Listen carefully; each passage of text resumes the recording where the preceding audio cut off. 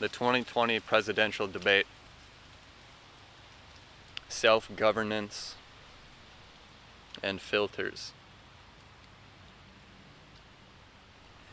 I watched the 2020 presidential debate last night. The whole thing seemed very comedic to me,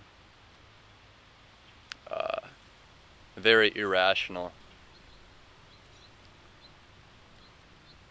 in the sense that each segment that they debated about lasted what felt like 20 seconds and ended by the moderator, by all three of the people involved, the moderator, the president, and the vice president, rapidly escalating their voices and not even really concluding what they began talking about in the first place.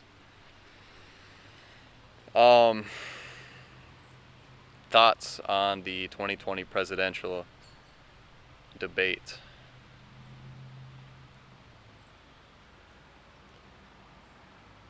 It's comedic, I guess. There's not much more to say about it. They pit the president and the vice president up against each other as opponents, which doesn't make sense. Look, the way I see it, the role of the President of the United States is to be the man to go to voice our opinions as a people about how we can generate solutions to increase the overall well-being and peace amongst the people as a whole. Yet, when they're standing up there debating, all it seems to be about is what the other person did right or what the other person did wrong. And in this case, in this debate, it seemed to always point towards instigating a situation, instigating why the other person shouldn't be elected, which, when debated in its own regards, makes sense. But that seemed to be the only side of things. I was talking with a friend, talking about how you don't ever see these two people come together and talk about solutions for our economy. You see them talk individually about their own solutions on how they want to run things, but never coming together as a people to. You never hear their similarities and what they can pick and choose from and agree upon to go forward with certain plans of action. And we were talking about how when we're given a choice to choose between these two people, most people's views are heavily filtered by the media. And hardly ever, if ever, does anybody get to meet the president in person. These higher up people, not the majority of the people, they don't get to talk with these people in person firsthand and get that firsthand experience. So I'd say for the majority of the people, these debates, these elections are heavily filtered by the media. And when things are filtered and you view the situation through a filter, you can gain some truth from it, but you can't gain the truest true of what is actually happening. And I think that's a big issue, is that for a majority of the people,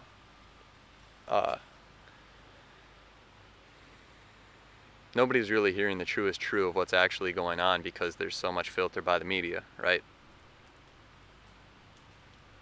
And when looking at these two candidates and the system as a whole, the governance system, it's built upon, in America here, we're living upon a system of capitalism, right?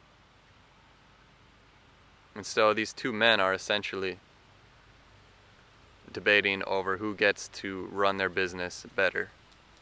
That's why you hear all these arguments and stuff. Because everybody, in the world of capitalism, everybody wants to be on top. You want to make more money. And when listening to both candidates, they each do have their own plans upon how they want to run the country. But they both came from this system of capitalism.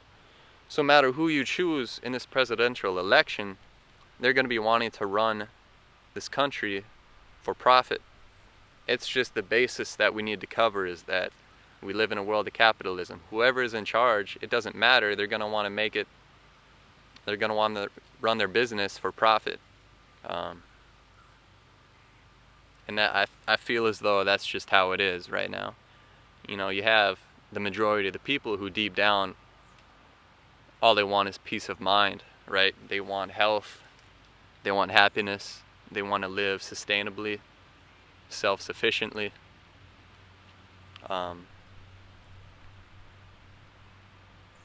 when you live in a world of capitalism, where greed is at the top and the majority is down below, that greed, that fear, that wanting to become the best, it trickles down to the majority, which is why the majority right now has this sense of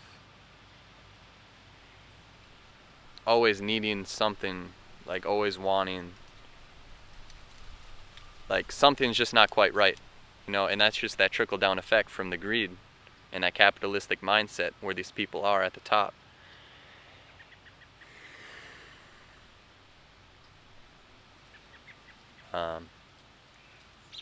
And to segue into self-governance. So in conclusion, I feel as though it doesn't really quite matter who wins or doesn't win in this debate. Because at the end of the day, the power is in the people. The power is within you and I. And whoever's president, we get to let whoever's president know what's up, you know what I mean, within the people. So I just hear a lot of emphasis upon make sure you vote, make sure you vote, make sure you vote. You know what I mean? And I think we also need to put equal efforts into what do we promote, what do we promote, what do we promote as a people. Do you know what I mean? What changes do we want to make as a people? And as we equally put forth the effort to make our voices heard in terms of who we wish to be elected, day in, day out, we need to equally put in the effort to make our voices heard in terms of what changes within our daily lives need to be made. And one of those changes, I guess, that I wish to be seen and manifested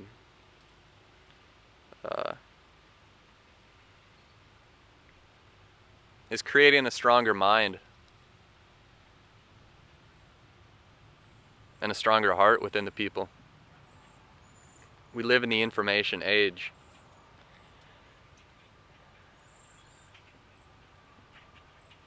The media is ever present. And like the media is like everywhere you go, you've got media. It's on your phone, it's on your TV, it's on advertisements, it's on billboards, it's in stores, it's in companies, it's everywhere you go. You got these filtered realities coming in at you. So I think for a majority of the people, we as a people right now are viewing our reality through filtered realities, which isn't the truest true. I feel as though to make our voices stronger for these little changes that we want to make in our day-to-day lives, we need to connect with the truest true, which is ultimately our own reality, right? Ways to do that, you know, is to come out into nature. To come back to yourself, you know. eliminate the distractions,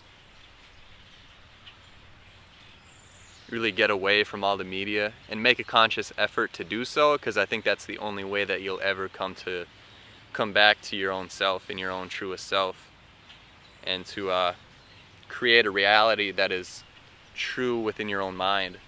It's to eliminate all the bullshit, to eliminate all of the media, and pick and choose what allows you to do so. And this is kind of the segue into self-governance, is that we have a governance system in America, we have a governance system within capitalism, but there's also a governance system, a natural governance system that stems from this natural organic way of life, right? Morality. When you come out and you observe nature, nature has its own governance system. It has its own way of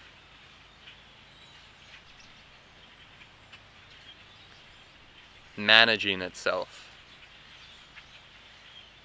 You know, the spaceship Earth has been here a lot longer than this current lifetime that we're living here. And it's been sustaining itself in a beautiful way for many, many, many, many years. For many moons. For a long time. And that needs to be our core focus when we look at governance. We ought to live in harmony with the natural governance of Earth, right? Because that's ultimately going to lead us on a good path long term that is sustainable. And that's what I'm voting for this time around, day in, day out. That's what I vote for every single day, you know what I mean? We have this one time, this one day to elect a president, yet each and every day we have a time to elect ourselves, to govern our own selves, and to make an effort to govern the way we live our lives. And this is, I feel as though this might be getting a little bit abstract now, or a little bit out there. But when I come out into nature, when I connect with my truest inner self, and I imagine a future that's self-sustainable and living in harmony with the natural organic way of life, I see a dissolution of this capitalistic mind state, right? And that's why I don't put too much emphasis, and that's why I haven't voted in the past, is because in my heart I sense a greater future coming from the dissolution of the current capitalistic system and a reintegration of governance within the natural organic system. I feel as though this capitalistic way of life isn't going to be here forever. It's a thing that's going to come and go. It's a trend with its benefits and its cons, you know what I mean? The Western world is so focused upon the mind,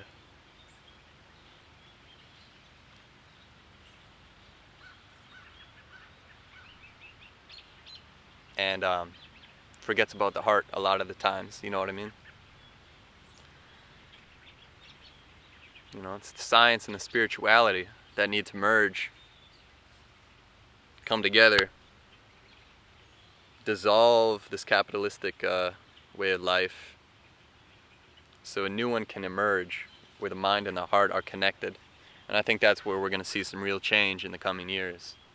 And I think that's where we can really do a lot of good work, is as a people, as individuals, is learning how to merge the heart and the mind together to create a new life, imagined.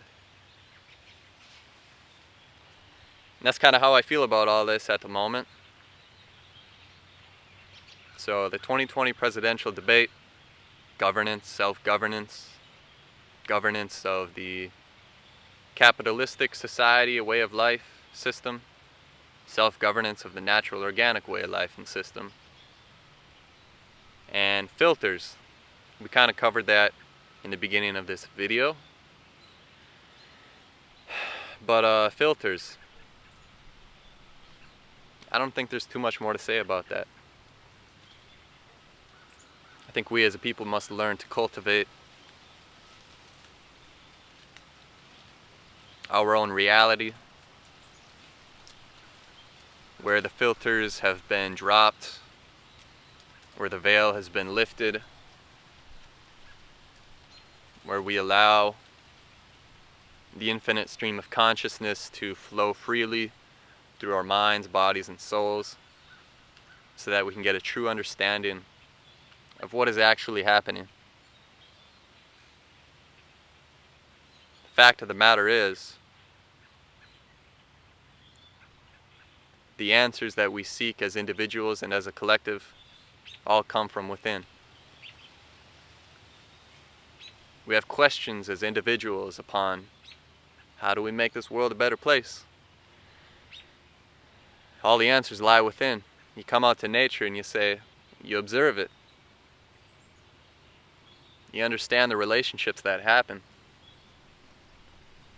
You understand and understand that water is the source of all life.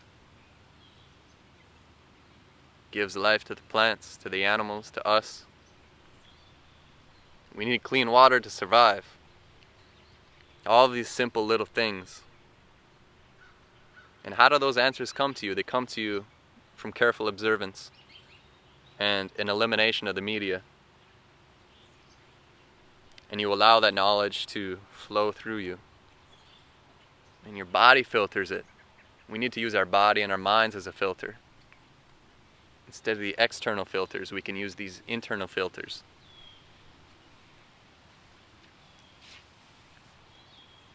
And that's going to give us the truest truth. You know what I mean? The truest truth.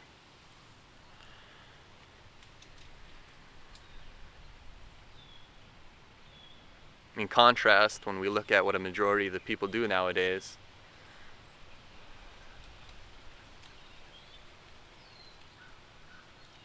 they seek external filters, external sources of knowledge, which are all skewed because they're not your own.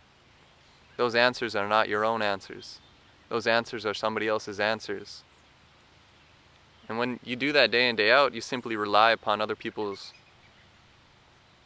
opinions and minds, which ultimately, at the end of the day, they're not your own. And that's not self-sufficient. We need to be strong as individuals to create a strong collective. Mentally, physically, emotionally, spiritually.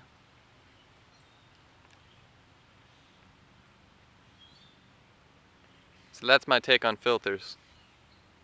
And with that, I feel as though I've kind of covered all the 3 points I wanted to talk about.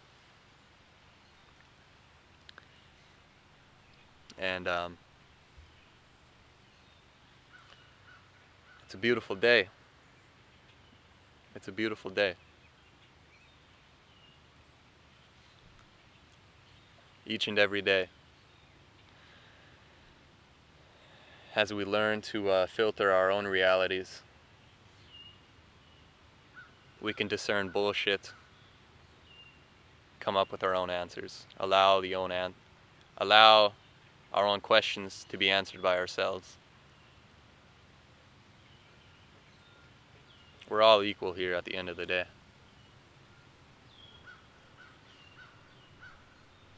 And last thing I want to talk about too is just to kind of mention another thing to tie into the whole 2020 debate. As I was walking out here to film this, it's very clear to me that the debate was comedic, and to me, it was no more than simply a presentation to rile up people's emotions, such as a film or a movie or a TV show. There was no real discussion that happened. It was absolutely ridiculous what was happening. Do you know what I mean? Like, it was funny to me. When you have people that live and base their realities upon external filtered realities, you have a people who are run by their own emotions. And you see it all the time. People act out of their emotions. When they get riled up, they act out of their emotions instead of acting out of their heart and their mind connected, right? When you act out of your emotions you're simply acting out of your heart, which isn't wrong to do.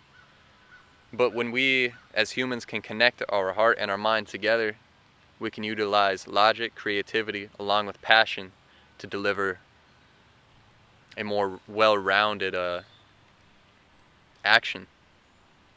You know what I mean? If you just act out of your heart all the time, you're going to be making impulsive moves all the time, which isn't always a bad thing, but you can oftentimes you can come out with statements that rattle people in ways that don't need to happen.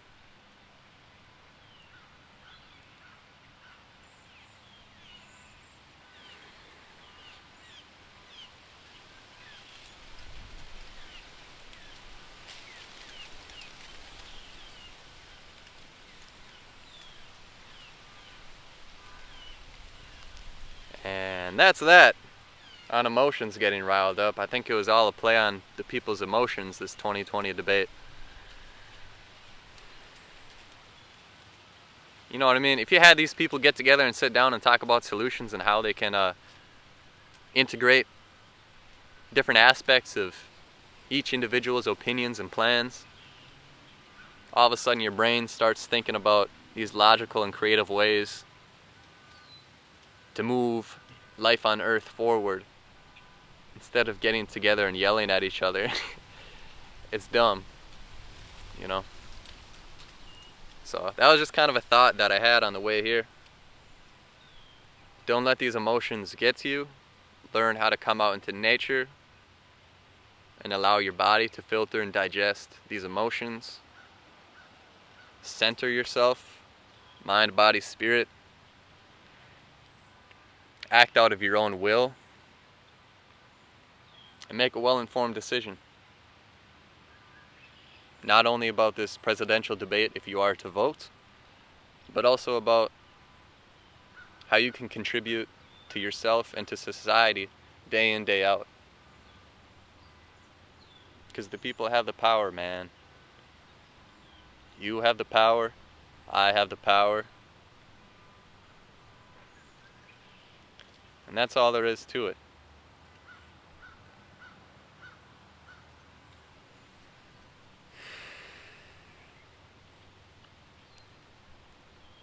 So, with all of that being said,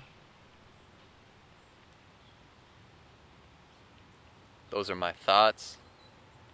If you would like to reach out to me and talk about this in person, please reach out. If you have any thoughts, opinions, let me know. I'm out here talking by myself to a camera through a microphone, and it's always nice to talk with another person, in person, to reflect upon. So, with that, have a fantastic day. It's a beautiful day. Stay well, stay healthy, and we'll see you later.